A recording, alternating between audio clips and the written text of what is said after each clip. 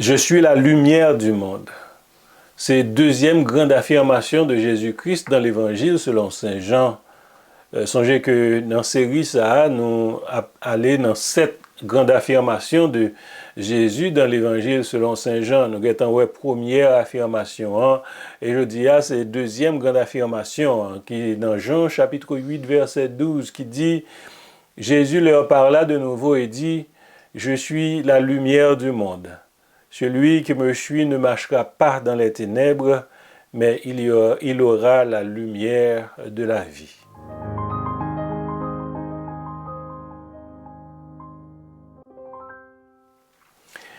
Lumière, c'est une image qui est utilisée dans la Bible pour capable référer au salut des hommes. Dans Ésaïe chapitre 9, verset 1er, il dit « Le peuple qui marchait dans les ténèbres voit une grande lumière. Sur ceux qui habitaient le pays de l'ombre de la mort, une lumière resplendit. » Dans Somme 27, verset 1er, il dit « L'Éternel est ma lumière et mon salut, de qui aurais-je crainte? L'Éternel est le soutien de ma vie, de qui aurais-je peur? » Dans l'évangile de Jean, le mot lumière est utilisé environ 16 fois pour décrire Jésus, parce que la lumière, c'est le symbole de la présence de Dieu parmi les hommes. Dans Jean chapitre 1er, versets 6 à 9, il dit « Il y eut un homme envoyé de Dieu, son nom était Jean. Il vint pour servir de témoin, pour rendre témoignage à la lumière, afin que tous croient par lui.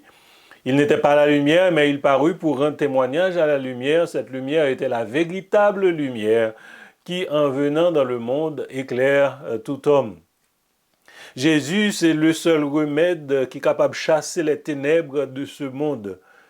Et c'est seulement par la foi dans lui-même, dans Jésus-Christ, que le monde ça, qui c'est un monde perdu, il est capable et recevoir la lumière de Dieu. Pour nous capables bien comprendre la lumière du salut que Jésus lui-même était venu pour le porter à monde ça, nous devons d'abord comprendre le caractère de ténèbres que Jésus est venu pour le chasser. Quelles sont les dimensions des ténèbres du monde? Nous avons environ 4 dimensions que nous avons partagées ensemble avec vous, 4 dimensions que nous sommes capables d'énumérer, qui concernent les ténèbres. Ténèbres, la première dimension, c'est la dimension de l'ignorance et de la folie. Ça veut dire que lorsque yo dit au monde on en fait noir, nous quand on dit ça en créole, on dit au monde on en fait noir, ça veut dire que on prend au conseil de bagages ou pas connaît ou dans l'ignorance. Et lorsque c'est dans l'ignorance ou agit, on prend la menon vers la folie, ou agit en comme un monde qui fou. Somme 82, versets 4 et 5, sauvez le misérable et l'indigent, délivrez-les de la main des méchants.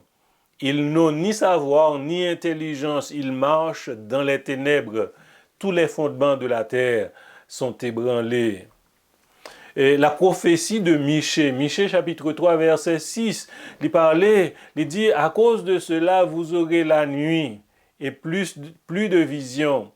Vous aurez les ténèbres et plus d'oracles. Le soleil se couchera sur ses prophètes, le jour s'obscurcira sur eux. Ça veut dire qu'on prophétie que Dieu baille à prophète Michée pour parler avec le peuple. À cause de ça que vous faites, que bon Dieu a suspendu vos prophètes pour capable bailler des visions, pour capable éclairer le peuple, à bailler connaissance de la vérité.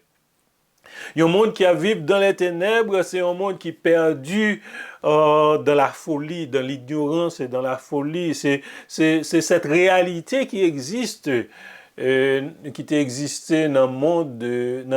C'est cette réalité qui existe dans un monde sans Christ. Une civilisation sans Christ et aussi une vie sans Christ. C'est réalité ça, que vous joignez une réalité d'ignorance et de folie. Quand les ténèbres du monde les envahissent le cœur des hommes, même le bon sens les disparaît. Il y a un monde qui vivent dans les ténèbres, dans l'ignorance, même bon sens, il n'est pas gagné. Jésus est la lumière du monde parce que c'est lui-même qui vient pour capable donner la connaissance de la parole, pour illuminer notre âme, pour éclairer nous. Il est la révélation ultime de Dieu. Jean 17, verset 6, il dit, « J'ai fait connaître ton nom aux hommes que tu m'as donnés du milieu du monde. Il était à toi et tu me les as donnés, ils ont gardé ta parole. » Verset 8, il dit, « Car je leur ai donné les paroles que tu m'as données, et ils les ont reçues, et ils ont vraiment connu que je suis sorti de toi. » Verset 3, toujours dans Jean 17, « La vie éternelle, c'est qu'ils te connaissent, toi, le seul vrai Dieu, et celui que tu as envoyé, Jésus-Christ. » Ce première dimension, c'est une dimension d'ignorance et de folie. Deuxième dimension, c'est la dimension morale qui comprend le domaine du mal et de la peur. Dans Proverbe chapitre 2, verset 13, il dit « De ceux qui abandonnent les sentiers de la droiture afin de marcher dans des chemins ténébreux. » Ils ont abandonné le chemin de la droiture pour marcher dans les ténèbres.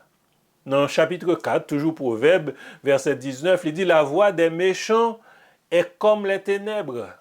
Ils n'aperçoivent pas ce qui les fera tomber. » Dans Jean chapitre 3, verset 18, Jésus a parlé là, on prend de jugement qui a venu sous ça, qui a marché dans les ténèbres. Il dit, celui qui croit en lui n'est point jugé, mais celui qui ne croit pas est déjà jugé, parce qu'il n'a pas cru au nom du Fils unique de Dieu.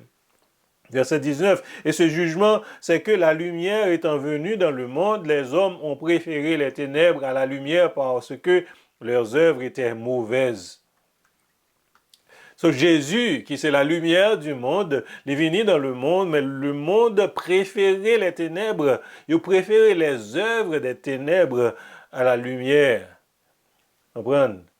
Est-ce que c'est pas ça la réalité de notre monde aujourd'hui?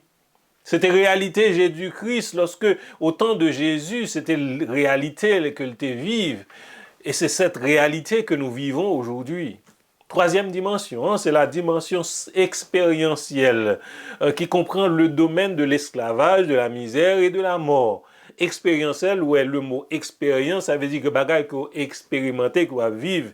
L'une des réalités du péché dans la vie de l'humanité est qu'il engendre toute une série d'expériences néfastes pour l'homme. So, ces réalités, ça a péché, il engendrer une bonne bagaille qui est très néfaste, qui n'est pas bon pour l'homme. Le péché engendre la misère, la privation de la vraie liberté et en fin de compte la mort. Il entraîne nous vers la mort éternelle. Personne ne peut croire que le point final des pratiques des ténèbres, c'est la mort éternelle. Écoutez la prophétie du prophète Ésaïe, chapitre 8, verset 22. Il dit, « Puis il regarda vers la terre, et voici, il n'y aura que détresse, obscurité et de sombres angoisses. Il sera repoussé dans d'épaisses ténèbres. » Même Lina continuait dans Ésaïe 59, verset 9 à 10, il dit, c'est pourquoi l'arrêt de délivrance est loin de nous et le salut ne nous atteint pas. Nous attendons la lumière et voici les ténèbres, la clarté et nous marchons dans l'obscurité. C'est une sorte c'est les ténèbres qui envahissent. Les ténèbres qui envahissent. Verset 10 là, il dit, nous tâtonnons comme des aveugles le long d'un mur. Nous tâtonnons comme ceux qui n'ont point Dieu. Nous chancelons à midi comme de nuit. Au milieu de l'abondance, nous ressemblons à des morts. Ténèbres, c'est une description biblique des Israélites au temps de l'esclavage en Égypte. So, le fait que tu es dans l'esclavage en Égypte, on prend la Bible décrit période, ça a comme une période de ténèbres. Tu es dans ténèbres, dans l'obscurité. L'apôtre Paul dit nous tout que l'humanité se trouve dans les chaînes de l'esclavage, du péché et de Satan. Il nous dit que les chrétiens luttons contre alors que nous, les chrétiens, nous luttons contre les esprits méchants dans les lieux célestes. Éphésiens chapitre 6, verset 12-13, il dit « Car nous n'avons pas à lutter contre la chair et le sang, mais contre les dominations, contre les autorités, contre les princes de ce monde de ténèbres, contre les esprits méchants dans les lieux célestes. C'est pourquoi prenez toutes les armes de Dieu afin de pouvoir résister dans le mauvais jour et de tenir ferme après avoir tout surmonté. » Sans Jésus, sans la lumière de l'évangile, nous comme des esclaves, esclaves du péché, esclaves de l'adversaire, Satan. Et cet esclavage, lui entraînait la misère dans la vie, nous, et lui menait nous, sûrement la menait nous vers la mort éternelle. Quatrième grande dimension des ténèbres, c'est une dimension judiciaire qui comprend le domaine de la colère et du jugement. La colère de Dieu et le jugement de Dieu pour tout ça, sur tout ça qui a marché dans les ténèbres. Un monde qui persiste dans les ténèbres est sous le jugement imminent de Dieu. Ça nous lit dans Sophonie, on prend le grand jour de l'Éternel qui a approché, qui a venu, et le grand jour, ce grand jour, c'est le jour de jugement. Dans Matthieu 22, verset 13, il dit, alors le roi dit au serviteur, liez-lui les pieds et les mains et jetez-le dans les ténèbres du dehors, où il y aura des pleurs et des grincements de dents. Jugement, c'est le jugement. 1 Samuel 2, verset 9 à 10, on prend la prière de Anne, la femme de Pénina. On prend, il dit, il gardera les pas de ses bien-aimés, mais les méchants seront réduits au silence dans les ténèbres, car l'homme ne triomphera point par la force. Jésus-Christ, dans la période, côté que il fait cette grande déclaration, je suis la lumière du monde. C'était une période côté que tu gagné, ça voulait la fête des tabernacles qui décrit dans Lévitique chapitre 23, côté que le liste de fêtes nationales. Festival, il y a un bagage qui était gagné dans fête tabernacle, c'était festival des lumières qui était fait, qui était pris en place premier jour, fête là, peut-être qui était continué pendant l'autre jour, mais le premier jour, tu commencé avec le festival des lumières. Et dans le festival de lumière, ça, c'est que, on prend un temple, tu as gagné 4 grands chandeliers. Et chaque chandelier, ça, tu as gagné 4 gros bols ou bien cuvettes qui remplissent de l'huile, on prend pour te allumer tout l'espace du temple. Mais une fois que festival, la fête tabernacle a terminé, lumière yo éteinte, et après la fête, donc, laisser l'espace dans le noir. So, lumière, ça y pas pour tout le temps. C'est dans la période, ça, après cette fête, que Jésus-Christ fait déclaration, ça lui dit, je suis la lumière du monde, celui qui me suit ne marchera pas dans les ténèbres, mais il aura la lumière de la vie. La vraie lumière, il est la vraie lumière. La vraie lumière, ça veut dire que c'est lui-même qui bat la connaissance. On prend de la lumière, la connaissance pour connecter nous avec Dieu. C'est lui-même qui rachetait nous. On prend de la malédiction du péché en devenant malédiction pour nous, en devenant péché à notre place. C'est lui-même qui bat nous la vie éternelle. Car il dit, la vie éternelle, c'est qu'ils te connaissent, toi, le seul vrai Dieu.